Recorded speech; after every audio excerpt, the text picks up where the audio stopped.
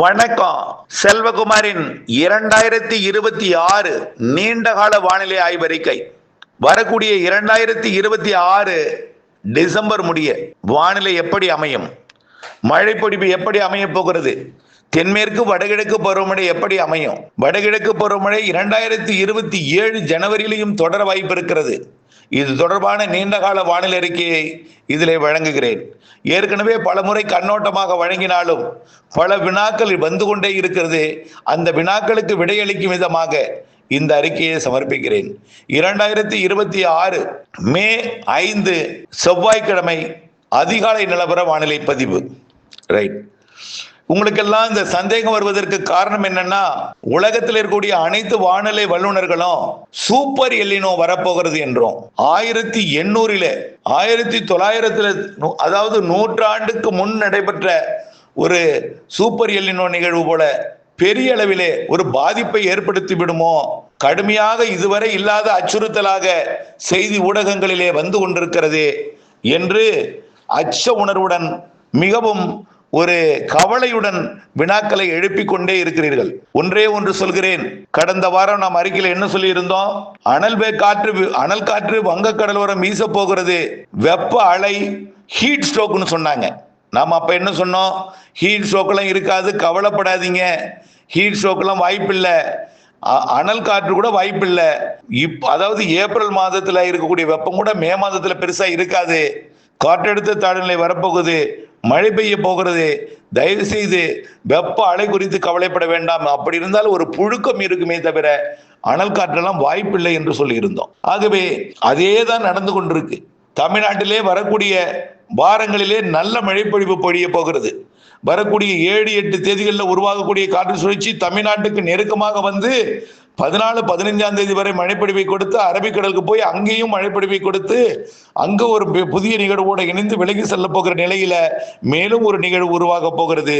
அது மேலும் மே இறுதி வாரங்கள்ல தென்மேற்கு பருவமழையை தொடக்கி அதற்கு முன்பு நல்ல ஒரு வெப்பச்சலன இடிமழைப்பொழிவை கொடுத்து மே இறுதி வாரத்துல தென்மேற்கு பருவமழையை தொடக்க இருக்கிறது. சரி, இந்த ஆண்டு தென்மேற்கு பருவமழை காலத்துல, அதாவது செப்டம்பர் மாதம் வரைக்கும் மழைப்பொழிவு பற்றாக்குறை இருக்கும் என்றும் கடுமையான வெயில் இருக்கும் என்று சொல்லியிருக்கிறார்களே, உண்மையா? நீங்க கேட்டுட்டே இருக்கீங்க, கவலையோட இருக்கீங்க. நல்லா புரிஞ்சுக்கீங்க. பசிபிக் பெருங்கடல்ல வெப்பம் உயர்ந்துட்டு தான் இருக்கு. எங்க உயருது? ஒட்டுமொத்த பசிபிக் பெருங்கடலே உயருது. நீரோட்டம் ஆசியா பக்கம் கடத்தி கொண்டிருந்தது, இப்ப அமெரிக்கா பக்கத்திலிருந்து ஆசியா பக்கமும் மத்திய பசிபிக் பெருங்கடல் வரைக்கும் கடத்துது. ஆகவே பசிபிக் பெருங்கடல் வெப்பம் தாறுமாறா உயருது, அதுல எந்த மாற்றமும் இல்லை. சரி, அமெரிக்கா பக்கம் அதிகமா உயர்ந்தால்தான் அது சூப்பர் எல்னினோ. ஆசியா பக்கமும் 31 டிகிரி உயர்ந்திருக்கிறது, மத்திய பசிபிக் பெருங்கடலையும் 31 டிகிரி உயர்ந்திருக்கிறது. கடல் நீரோட்டம் ஆசியா பக்கம் கடத்தி கொண்டிருக்கிறது. இது எப்படி சூப்பர் எல்னினோ என்று சொல்ல முடியும்? அப்படியே வந்தாலும் அடுத்த ஆண்டுதான் அந்த எல்னினோ வருவதற்கு வாய்ப்பு இருக்கு. அதுவே எல்னினோவே வந்தாலும் நாம எல்னினோவை பார்க்காமல் வங்கக்கடல், அரபிக்கடல், நிலநடுக்கோட்டு இந்திய பெருங்கடல் மற்றும் தெற்கு அரைக்கோள தெற்கு இந்திய பெருங்கடல் வெப்பநிலையை பார்க்க வேண்டும். அதை வருத்தி தான் தீர்மானிக்க வேண்டும். வெறுமனே பசிபிக் பெருங்கடல் வெப்பத்தை தீர்மானிக்க கூடாது.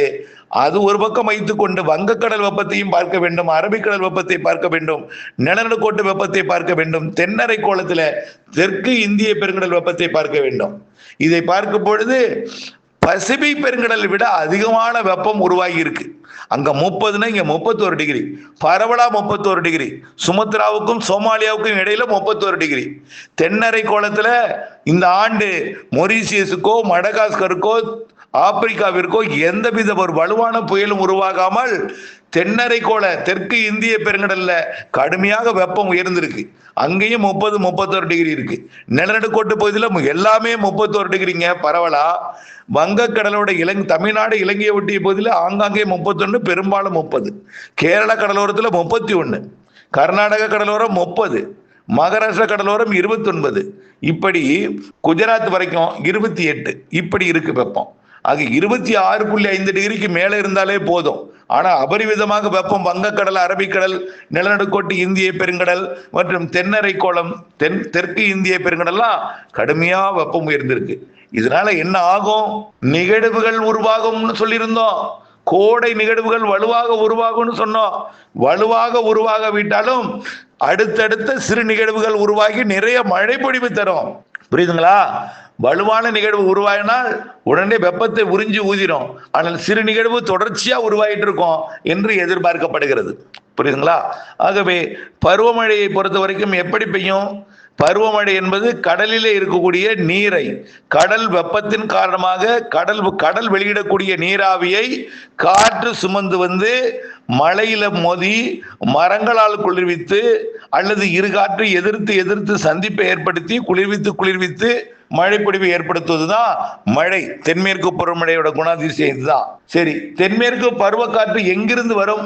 தென்னரை கோளத்தில் இருந்து, சோமாலியா வந்து, ஏடன் வளைகுடா வந்து, ஏமன் ஓமன் வந்து கூட அது ஆந்திர பிரதேசம் வரைக்கும், அதாவது குஜராத் மற்றும் கன்னியாகுமரிக்கும் கன்னியாகுமரி முதல், அதாவது தமிழ்நாட்டின் கன்னியாகுமரி முதல் குஜராத்துக்கு வரையும் இடைப்பட்ட அரபிக்கடலோர மாநிலங்கள் வழியாக இந்திய தீபகற்பத்தில் நுழையும். சரி, நிலநடுக்கோட்டு இந்திய பெருங்கடல்ல சுமத்ரா கிட்டையும் 31 டிகிரி இருக்கு, சோமாலியா கிட்டையும் 31 டிகிரி இருக்கு.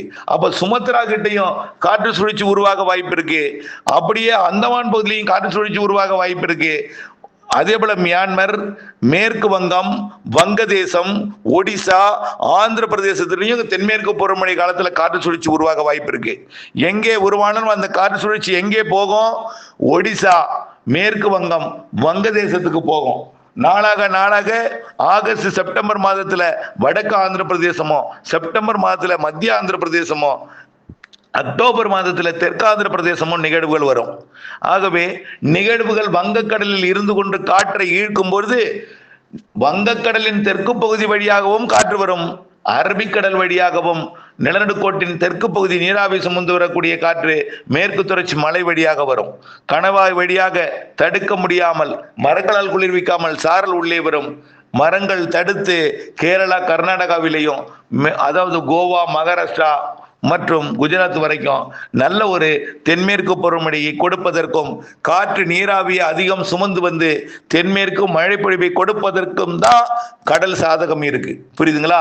வட இந்திய நிலப்பகுதிகளில் ஒடிசா வழியாக மேலே ஏறி இமயமலை ஒட்டிய மாநிலங்கள் மற்றும் வடகிழக்கு மாநிலங்களுக்கெல்லாம் நிறைய மழை பொழிவை கொடுக்க இருக்கிறது வரக்கூடிய தென்மேற்கு பருவமழை. பசிபிக் பெருங்கடல்ல உருவாகக்கூடிய வலுவான நிகழ்வு கடந்த ஆண்டை விட அதிக வெப்பம் பசிபிக் பெருங்கடல்ல ஆசிய பக்கம் உருவாகி இருக்கு, மத்திய பசிபிக் பெருங்கடலையும் உருவாகி இருக்கு. அதனால தொலைவிலேயே நிகழ்வுகள் உருவாகி நெருங்கி வந்து சூப்பர் புயலாக மாறி பிலிப்பைன்ஸ், தாய்வான், ஜப்பான், சீனா மற்றும் ஹாங்காங், வியட்நாம், கம்போடியா, லாவோஸ் போன்ற நாடுகளுக்கு வரக்கூடிய தென்மேற்கு பருவமழை காலத்துல, வடகிழக்கு பருவமழை தொடங்கக்கூடிய அக்டோபர் காலத்திலையும் வலுவான நிகழ்வுகள் இப்படி பசிபிக் பெருங்கடலில் இருந்து ஆசிய நாடுகளை தாக்கும். ஆகவே வெப்பம் அதிகமாக ஆசிய பக்கம் இருக்கு. ஆசிய பக்கம் குளிர்ந்து அமெரிக்க பக்கம் வெப்பம் உயர்ந்தால்தான் அது எல்னினோன்னு சொல்லலாம். ஆசிய பக்கம் மிகவும் குளிர்ந்து அமெரிக்க பக்கம் மிகவும் அதிகமான வெப்பம் உருவானதான் அது சூப்பர் எல்னினோம்போம். இப்ப வரைக்கும் ஆசியா பக்கம் கடுமையான வெப்பம் இருக்கு, மத்திய பசிபிக் பெருங்கடலையும் வெப்பம் அதிகமா இருக்கு, அமெரிக்க பக்கம் உயர்ந்திருக்கிறது. உயர்ந்தாலும் அந்த வெப்பத்தை ஆசிய பக்கத்துக்கும் மத்திய பசிபிக் பெருங்கடலுக்கும் கடத்தி கொண்டிருக்கிற காரணத்தினாலே உடனடியாக இந்த எல்னினோ எஃபெக்ட் எந்தவித பாதிப்பையும் கொடுக்காது. ஆக இந்த 2026 தென்மேற்கு பருவமழை சிறப்பாகத்தான் தெரிகிறது.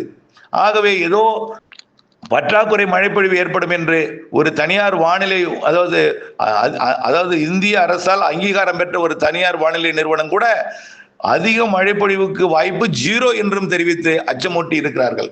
இவையெல்லாம் பார்க்கும் பொழுது கேரளா, தமிழ்நாட்டின் மேற்கு தொடர்ச்சி மலை மற்றும் மேற்கு தொடர்ச்சி மலை அணைகளை நம்பியிருக்கூடிய விவசாயிகள்லாம் விரக்தியில் ஆழ்ந்து போய் விரக்தியின் உச்சத்தில் இருக்கிறீர்கள் என்னோட கைபேசி அழைக்கும் பொழுது. ஆகவே அவர்களுக்கெல்லாம் ஒன்று சொல்கிறேன், கண்டிப்பாக தென்மேற்கு பருவமழை சராசரிக்கு கூடுதல் இருக்கிறது. ஜூன் ஜூலை மே இறுதியிலிருந்து ஜூன் ஜூலை ஆகஸ்ட்ல வலுவான மழைப்பொழிவு, அணைகளை நிரப்பும் மழைப்பொழிவு இருக்கிறது என்பதையும் தெரியப்படுத்த விரும்புகிறேன். அதே போல ஒட்டுமொத்த நாடெங்குமே நல்ல மழை இருக்கு. இதை விட கூடுதல் மழைப்பொழிவு வடகிழக்கு பருவமழை காத்திருக்கு. வடகிழக்கு பருவமழை காலத்துல கண்டிப்பாக வழக்கத்திற்கு அதிகமான மழை, கண்டிப்பாங்க, அதுல எந்த மாற்றமும் இல்லை. காரணம் என்னன்னா தமிழ்நாட்டை ஒட்டி வெப்பம் 31 டிகிரி உயர்ந்திருக்கு.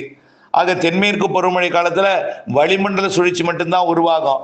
கேரளாவில் உள்ள வெப்பத்தை குறைத்தாலும் நீரோட்டங்கள் வந்து ஏற்றும்.